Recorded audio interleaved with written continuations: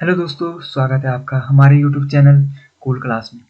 आज की वीडियो में हम प्रश्नावली 1.2 का छठवां और सातवां क्वेश्चन करेंगे।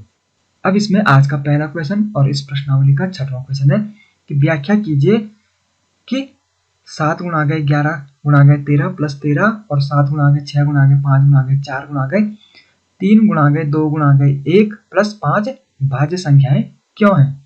हमें ये व्याख्या करनी है इसकी कि भाज्य संख्याएं क्या है। अब सबसे पहले तो हमें ये जानना चाहिए कि ये भाज्य संख्या है। अब सबसे पहले तो हमें ये पता होनी चाहिए कि ये भाज्य संख्याएं होती क्या है। अब भाज्य संख्याएं क्या होती है कि वे संख्याएं जिनके क्या होते हैं दो से अधिक गुणनखंड। दो से अधिक का मतलब क्या हो गया, एक हो गया इसका गुणनखंड एक, और एक इसका गुणनखंड क्या होता है वह स्वयं संख्या। और इसके अतिरिक्त भी अगर कोई गुणनखंड होता है, इसके अतिरिक्त भी इन दोनों के अतिरिक्त अगर यदि किसी संख्या का गुणनखंड होते हैं तो इनको क्या बोलते हैं हम, ये संख्याएं भाज्य संख्याएं होती हैं। अब जैसे मैंने यहाँ पे एक एग्जांपल ले लिया, जैसे 4 का बोल दिया मैंने। अभी मैंने यहाँ पे 4 लिखा तो 4 के मैंने क्या बोला, गुणनखंड क्या क्या हो गई, इसके एक गुणनखंड गया एक गुणनखंड गया इसका 2। गुणनखंड का मतलब कि जिससे गुणनखंड का मतलब कि जिसमें गुणनखंड का मतलब क्या होगा कि वह संख्या जो इस संख्या को पूरी बार विभाजित करे। 2 क्या करता है, इसको पूरी बार विभाजित करता है, और इसका एक गुणनखंड क्या होता है 4।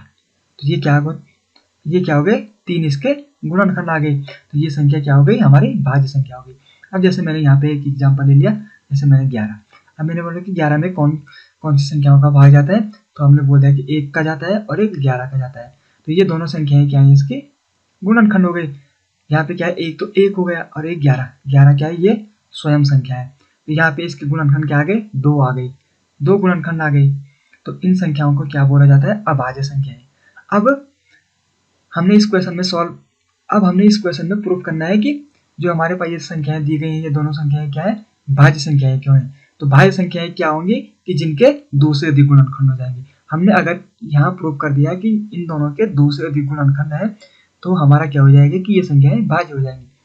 अब यहाँ पे जैसे पहला नंबर है 2 गुणा गए 11 गुणा गए 13 प्लस 13, ये हमने दिखाना है कि ये क्या है, भाज्य संख्या है। अब जैसे थोड़ा इससे पहले मैं आपको एक चीज बता देता हूँ। जैसे मैंने यहाँ पे लिख दिया 12। अब मैंने बोला 12 के गुणनखंड निकाले, तो आपने निकाले 1 गुणा गए 12। अब जैसे 4 गुणा गए 3, मैं ऐसे लिख सकता हूँ इसको, ये 6 गुणा गए 2। तो मैंने क्या लिख दिया कि ये क्या है, इसके गुणनखंड क्या क्या है, 1 12 4 3 2 6, इस प्रकार से क्या हो गई, इसके ये गुणनखंड हो गई। अब ऐसे यहाँ पे क्या है, 7 गुणा गए 11 गुणा गए 13 प्लस 13। अब मैंने देखा कि यहाँ भी 13 है, यहाँ भी 13 है, तो इसका क्या ले लिया मैंने, एक 13 बाहर कॉमन ले लिया। अब यहाँ बचा 7 गुणा गए 11 प्लस 1।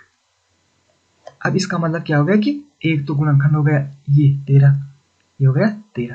अब मैंने इसको सॉल्व किया, जैसे 11 7 77 प्लस 1, ये क्या हो गया 78। तो एक संख्या है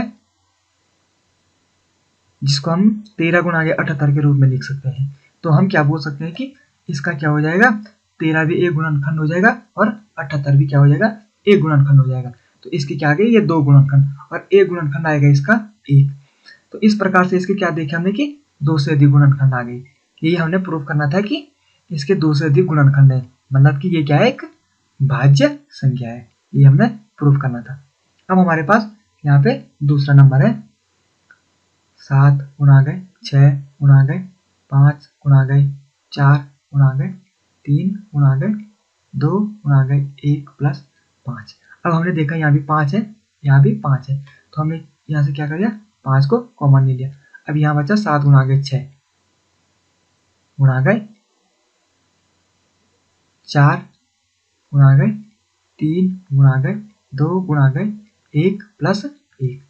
अब 1 हो गया इसका ये गुणनखंड 5, और 1 क्या हो गया, ये पूरी संख्या इसका ये गुणनखंड। अब मैंने इसको सॉल्व किया तो ये क्या हो गया, 7 छके 42 गुणा गए 4 3 12 गुणा गए 2 एकम 2 प्लस 1।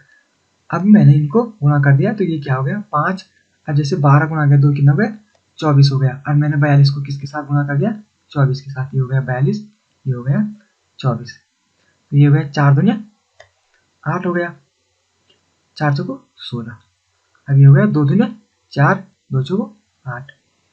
यहाँ हो गया 8, 6 और 6, 6 और 4 10, 8 और 1 9 और 1 10, 108। और यहाँ क्या है +1, तो इसमें +1 कर दिया। तो ये क्या आ गया मेरा 100, ये क्या आ गया मेरा 1009। अब यहाँ से क्या पता चला कि इसका एक गुणनखंड है 5 और एक गुणनखंड क्या है 109। तो इसके क्या आ गए 2 गुणनखंड ये आ गई, और एक गुणनखंड क्या हो जाएगा इसका 1। तो इसके क्या आ गए 2 से अधिक गुणनखंड आ गई। मतलब क्या हो गया, जैसे मैंने यहाँ पे लिखा 3 गुणा गए 4, ये क्या है 12 के गुणनखंड है 3 गुणा गए 4। तो 12 क्या है हमारी भाज्य संख्या। ऐसे ही यहाँ पे क्या आ गई 5 गुणा गए 109, 2 संख्याएं ये आ गई, तो ये क्या हो गई भाज्य संख्याएं। ये हमने निकालना था। अब इसके बाद आज का दूसरा और इस प्रश्नावली का 7वां क्वेश्चन है कि किसी खेल के मैदान के चारों ओर एक वृत्ताकार पथ है। अब जैसे मैंने यहाँ पे बोल दिया कि ये कोई खेल का मैदान है, ये कोई खेल का मैदान है, और इसके चारों ओर क्या है कि एक वृत्ताकार पथ है। ये मैंने कोई वृत्ताकार पथ बना दिया इसके चारों ओर, ये माना ये चारों ओर इसका ये वृत्ताकार पथ हो गया। इस मैदान का एक चक्कर लगाने में सोनिया को 18 मिनट लगते हैं।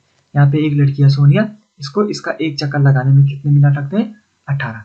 माने ये स्टार्टिंग पॉइंट है, यहाँ पे यहाँ से एक चक्कर लगाने में इसको 18 मिनट लगते हैं।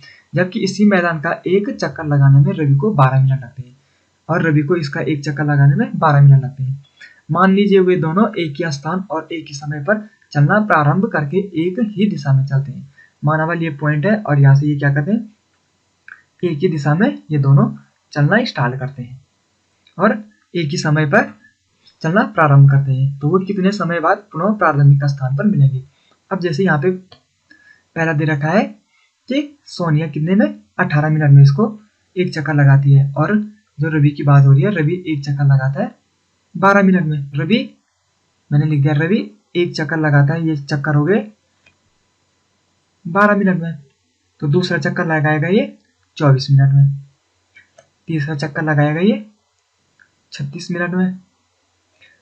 अब ऐसे ही सोनिया पहला चक्कर लगाएगी कितने 18 मिनट में, दूसरा चक्कर लगाएगी ये 36 मिनट में, तीसरा चक्कर लगाएगी 54 मिनट में। ये ऐसे आगे और ऐसे ही रवि का आगे। अब यहाँ पे ये बोल रहा है कि कब वे दोनों एक स्थान पे मिलेंगे। अब यहाँ पे कौन सा टाइम ऐसा है कि जो दोनों जगह है, तो क्या है ये 36 मैंने देखा कि क्या है 36 दोनों जगह है, यहाँ भी 36 है यहाँ भी 36 है। तो ये 36 मिनट बाद क्या हो जाएंगे ये दोनों अपने प्रारंभिक स्थान पे मिलेंगे। और ये 36 क्या है इन दोनों का 12 और 18 का क्या है ये LCM। ये तो हो गया इसका फैक्ट वाला मेथड। अब इसको सॉल्व कैसे करेंगे। अब यहाँ पे लिख दिया हमने हल। अब यहाँ पे लिख दिया हमने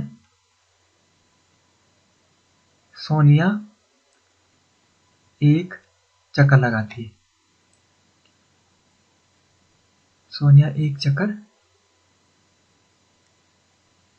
लगाती है। ये कितने में लगाती है 18 मिनट। और रवि एक चक्कर लगाता है, रवि कितने मिनट में लगा रहा है 12 मिनट में, 12 मिनट में। तो यदि वे एक ही स्थान से चलना प्रारंभ करते हैं और एक ही समय में, तो वे पुनः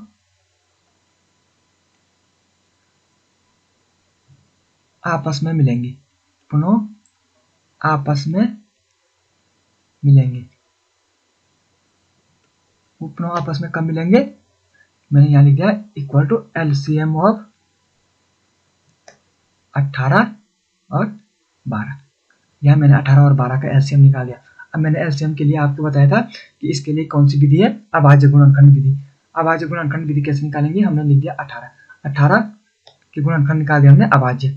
यहाँ पे लिख दिया मैंने ये 18 के अभाज्य गुणनखंड। सबसे पहले 2 का भाग तो 2 में 18, फिर इसमें 3 का भाग तो 3 कम 3, 3 6 3 3 9, ये 3 कम 3। तो इसके गुणनखंड क्या आ गए अभाज्य 2 गुणा गए 3 गुणा गए 3, या मैं इसको लिख सकता हूँ 2 गुणा गए 3 की घात 2।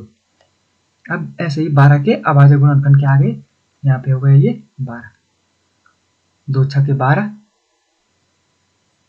2 3 6 और 3 एकम 3। तो इसके गुणनखंड क्या आ गए, 2 गुणा गए 2 गुणा गए 3, मतलब 2 की घात 2 गुणा गए 3। अब एलसीएम क्या हो जाएगा कि जो कॉमन अंक है उसकी हाईएस्ट घात। अब कॉमन क्या है यहाँ, जैसे 2 है, 2 की महत्तम घात कितनी है 2, 2 की घात 2 गुणा गए। अब यहाँ पे 3 कॉमन है, तो 3 की मैक्सिमम घात कितनी है 2, तो ये क्या हो जाएगा इसका एलसीएम, मतलब 2 और 2 का अब ये कितना हो गया इसका एलसीएम, 2 की पावर 2 का मतलब 4 गुणा गया 3 की पावर 2 का मतलब 9, ये क्या हो गया 36। ये क्या आ गया इसका एलसीएम आ गया। तो वो क्या आ जाएंगे कि 36 मिनट बाद आपस में मिलेंगे, वो भी किस पे, प्रारंभिक स्थान पे।